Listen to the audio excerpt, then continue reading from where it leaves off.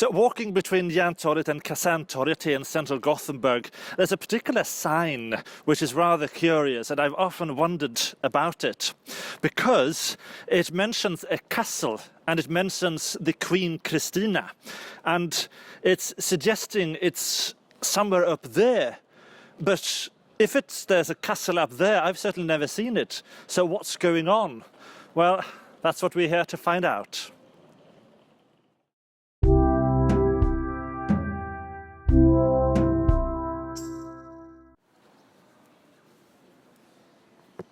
So while we are climbing this hill, I thought I could talk a little bit about who Queen Christina was. So she was the daughter of Gustav II Adolf, who of course was the Swedish king who founded Gothenburg back in 1621. And incidentally, we're currently climbing Otterhällan, which is the hill where the king was stood when he pointed down and said that this is where the city shall be. But that's for another episode. So the Queen Christina was his daughter, and she was Queen of Sweden between the years 1632 and 1654. But at that time, something very shocking and unexpected happened. The Queen abdicated. She converted to Catholicism, and she moved to Rome.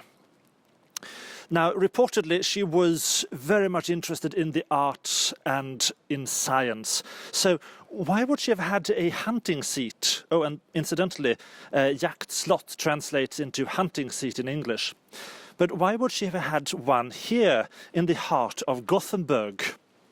And now here we actually are. So looking at this building, I mean, when I think slot, I think, towers, tall walls and a defensive moat, and this is clearly not it.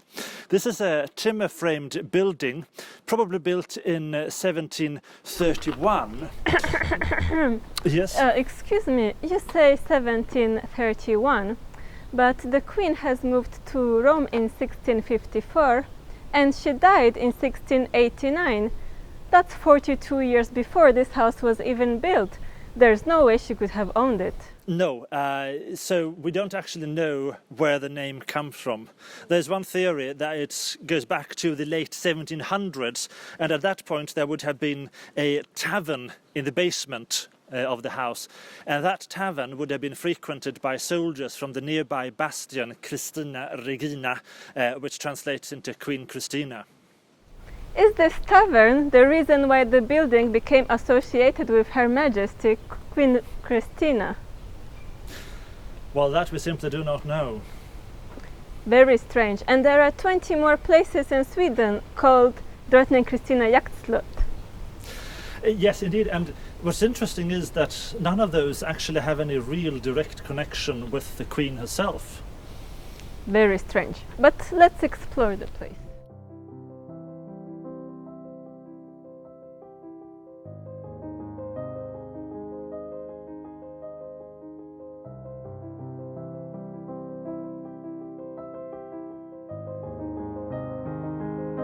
Today the place is a beautiful reminder of the past. Previous owners have made modifications to it and expanded it, and yet its roots are in the 18th century. Indeed, and you can actually, if you look here, for instance, at this head of a lion, that's actually one of the later additions. It was the bicycle factory owner, Alfred Hansson, who in 1914 added that particular piece to the building. And supposedly he got them a few years earlier in 1911 when they were demolishing the artillery barracks at Kungshöjd. Some people say that it was by adding those lions' heads that sort of made the building look more posh, and that's where the pet name jaktslott or hunting seat came from. Well, we can't know that for sure, but what we do know is that in 1931 the newspapers mentioned the impending demolition of the building. However, it was managed to be saved. Not so much later, in the 70s, the building was facing demolition yet again when the whole area was being replanned and there was simply no more space for the building. However, an association was created under the name of Otterhällan and they have managed to preserve it, but they needed to move the building. That's correct. They actually had to move it in 1972 from a different address.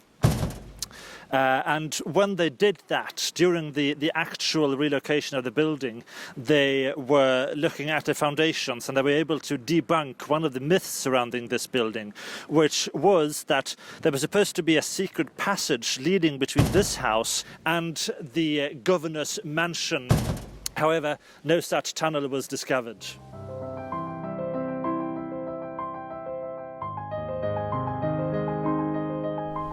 Why would there be such a passage? Well, that's a good question.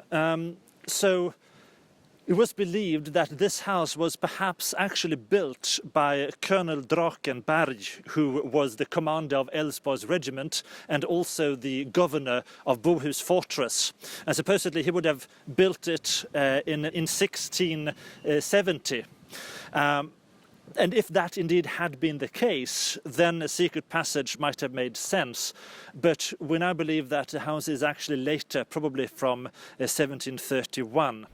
So many unknowns. But anyway, it is a beautiful building and one of the oldest remaining buildings in Gothenburg.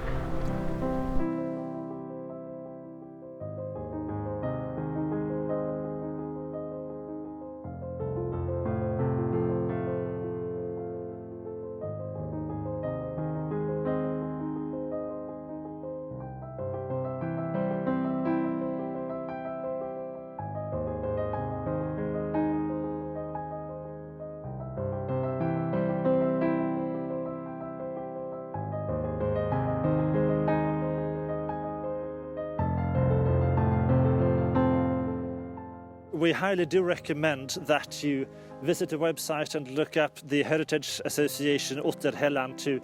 You can learn more about the house itself, and you can also check out the program to see if there's anything going on in the near future, so that you could actually visit and see the insides as well of this beautiful old building.